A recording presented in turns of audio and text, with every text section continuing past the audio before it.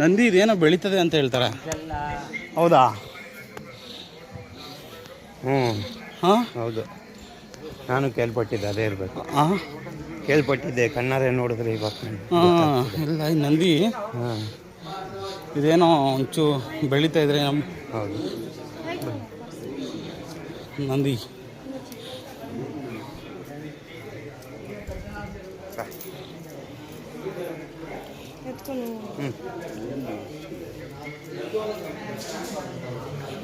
ನಂದಿ ನಾನು ನೋಡಿದ್ದೀನೋ ನಂದಿ ಬೆಳೆಯುತ್ತೆ. ಆಯಿತು. ನಂದಿ